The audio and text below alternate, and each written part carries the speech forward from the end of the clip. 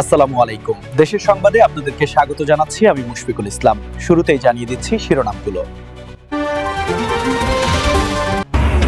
জাতিসংঘ অধিবেশনে যোগ দিতে নিউ ইয়র্কের প্রধান উপদেষ্টা। ফেব্রুয়ারিতেই ভোটের জন্য প্রস্তুত বাংলাদেশ। রোহিঙ্গা ইস্যুতে পাশে থাকার আশ্বাস মার্কিন দূতের। মন্ডিতে টাকা পাঠিয়ে ডলারে রূপান্তর করে বিদেশে সম্পত্তি ক্রয়ে সাবেক মন্ত্রী জাবেদের হাজার কোটি টাকা পাচারের প্রমাণ দুদকের হাতে, দুই সহযোগীর স্বীকারোক্তি।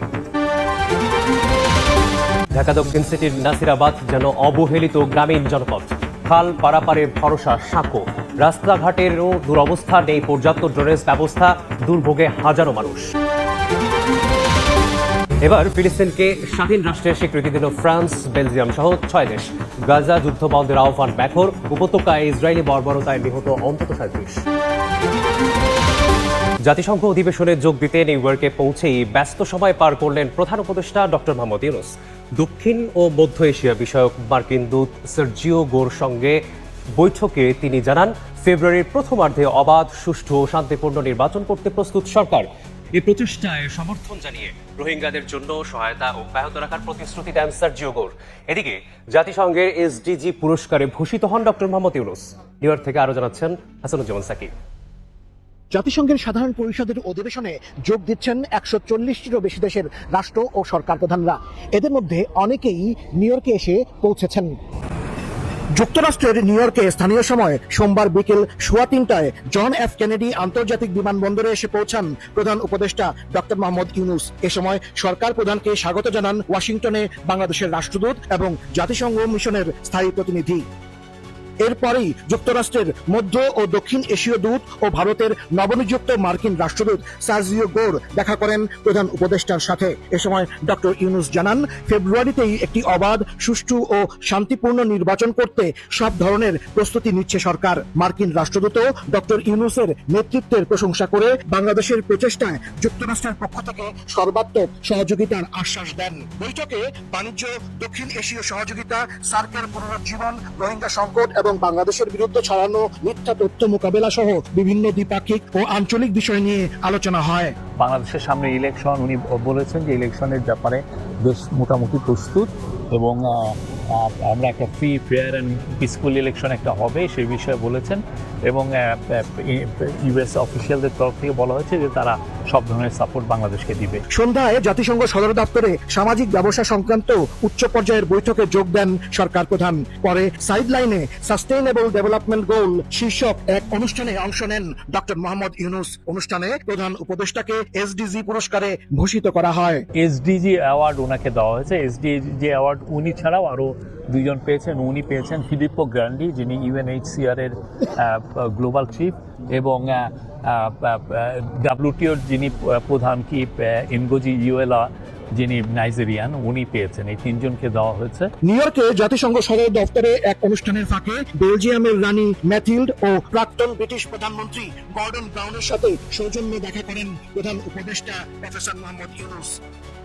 সম্প্রতি নিউ ইয়র্কে নিহত বাংলাদেশি বংশোদ্ভূত পুলিশ কর্মকর্তা দিদারুল ইসলামের পরিবার এদিন প্রধান উপদেষ্টার সাথে সাক্ষাৎ করতে এলে তাদের সমবেদনা জানান ডক্টর মোহাম্মদ ইউনূস। হুন্ডির মাধ্যমে প্রথমে টাকা পাঠানো হতো দুবাই, পরবর্তীতে সেই টাকা ডলার হয়ে চলে যেত বিশ্বের বিভিন্ন দেশে। বাংলাদেশ থেকে পাচার হওয়া টাকায় কেনা হতো বাড়ি এবং বাংলো। এভাবেই পাচার হওয়া 25 কোটি টাকার তদন্ত করতে আওয়ামী লীগের সাবেক ভূমিমন্ত্রী সাইফুজ্জামান চৌধুরী জাবেদের হাজার কোটি টাকা পাচারের প্রমাণ পেয়েছে দুদক। জাবেদের শিল্প গ্রুপের 2 কর্মকর্তার আদালতে দেয়া স্বীকারোক্তিমূলক জবানবন্দিতেও উঠে এসেছে নানা তথ্য। পার্থিপতির বিশেষ রিপোর্ট। আওয়ামী লীগ নেতা ও সাবেক ভূমিমন্ত্রী সাইফুজ্জামান চৌধুরী জাবেদের মাত্র 25 কোটি টাকা পাচারের একটি মামলা তদন্তে নেমে কেঁচো খুঁড়তে সাপ বের করে এনেছে দুদক। প্রথম ধাপে যুক্তরাজ্য, যুক্তরাষ্ট্র, দুবাই ও সিঙ্গাপুরে তার সম্পদের তথ্য পাওয়া যায়। পরে আরো 5 দেশে সম্পদ থাকার তথ্য পাওয়া গেছে। মামলার তথ্য অনুযায়ী 25 কোটি টাকা কিছু ব্যবসা প্রতিষ্ঠান আরামিড গ্রুপের কর্মচারীকে নাম সর্বস্ব ব্যবসা প্রতিষ্ঠানের মালিক সাজিয়ে নেওয়া হয় ঋণ। সেই ঋণ আরো কয়েকটি নাম সর্বস্ব ব্যবসা প্রতিষ্ঠানের নামে খোলা ব্যাংকের অ্যাকাউন্টে স্থানান্তর করা হয়। এরপর সেই টাকা পাচার করা হয়েছে বিশ্বের বিভিন্ন দেশে।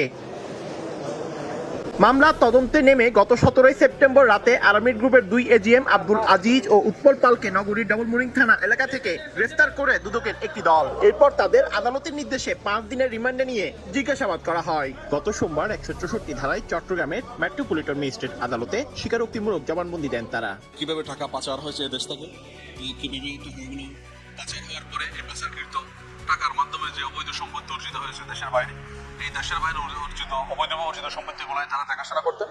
দুদকের তথ্য অনুযায়ী আরামিড গ্রুপের এজিএম উৎপল পাল সাবেক মন্ত্রী জাবেদের ব্যক্তিগত কর্মকর্তা হিসেবে বিদেশের সম্পদ অর্জন ও দেখাশোনার দায়িত্বে ছিলেন। উৎপল দেশ থেকে দুবাই ও দুবাই থেকে যুক্তরাজ্য সহ বিভিন্ন দেশে জাবেদের পরিবারের অর্থ পাচার প্রক্রিয়ার সঙ্গে জড়িত।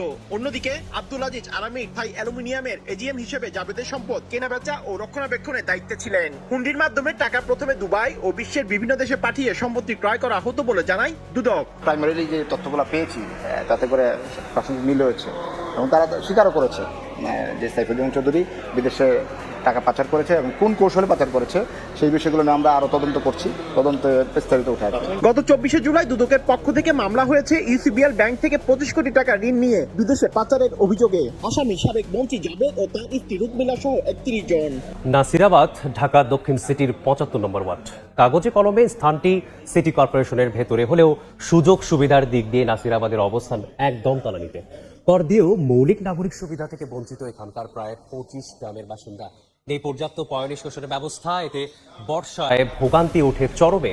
আর যাতায়াতে বাঁশের সাঁকোই এখানকার নিত্যদিনের ভরসা। বছরের পর বছর জনপ্রতিনিধিদের প্রতিশ্রুতির ফুলঝুরি ছাড়া আর কিছুই পায়নি তারা। শরীফ রুবেলের ছবিতে আলামিন তুষারের রিপোর্ট। বয়সের ভারে হাঁটতেও যেখানে কষ্ট, সেখানে প্রায় প্রতিদিনই উঁচু এই সাঁকো পেরোতে হয় 90 ছই জালাল মিয়াকে। খালে নিয়মিত নৌযান চলাচল করায় ঝুঁকিও নেহায়েত কম নয়। এখানকার প্রায় 12 গ্রামের বাসিন্দার এই দুর্ভোগ নিত্যদিনের। কি ভাবছেন, গ্রামে কোথাও বেড়াতে এসছি? একদমই না, এটি খোদ ঢাকা দক্ষিণ সিটি কর্পোরেশনের একটি অংশ।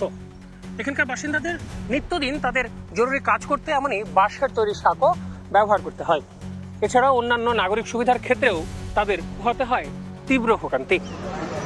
ঢাকা দক্ষিণ সিটির 75 নম্বর ওয়ার্ডের বাসিন্দারা বছরের পর বছর কর দিচ্ছেন ঠিকই, কিন্তু বাজারহাট, চিকিৎসা কিংবা শিক্ষার মতো সেবা পেতে ব্যবহার করতে হচ্ছে এমন বাঁশের সাঁকো। বছর বছর জনপ্রতিনিধিরা এসেছেন, আশ্বাস দিয়েছেন, চলে গেছেন, কিন্তু একটি পাকা সেতুর স্বপ্ন বাস্তব হয়নি। লক্ষ লক্ষ মানুষ আমরা ওই গাড়িতে সুতাই মানুষ এই জায়গাটা ব্রিজ করা আছে, কিন্তু নিচে কাজ শেষ, কিন্তু ব্রিজের কোনো কাজ হয়নি। 17 বছর একটা ব্রিজ হয় না, কি দেশে আছি আমরা। কেবল সেতুই নয়, সড়কেরও বেহাল দশা দক্ষিণ সিটির শেষ প্রান্তের সব এলাকার। যতটুকু সড়ক আছে সেখানেও বেশিরভাগ স্থানে নেই সড়কের পিচ, কোথাও নেই ম্যানহোলের ঢাকনা। আর সড়ক বাতির তো যেন বালাই নেই। হাসপাতাল যাইতে কোনো রাস্তাঘাট নাই, ভালো নাই, রাস্তার অবস্থা অনেক খারাপ। আত্মীয় আসলে আমাদের দিককার দেয়, বলে কিসের টাকা তোরা। দীর্ঘ 17 বছরের ভিতরে কত এমপি মন্ত্রী ছিল, এই পর্যন্ত একটা রাস্তাঘাটের কাজ করতে পারে নাই। লোকবলের অভাবে সিটি কর্পোরেশনে যুক্ত হওয়া নাসিরাবাদের মতো নতুন ওয়ার্ডগুলোর কাজ অন্যান্য এলাকার সঙ্গে সমন্বয় করে করতে হচ্ছে।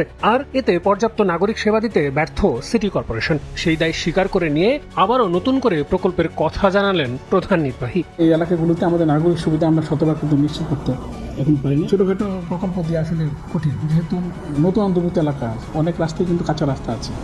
সেক্ষেত্রে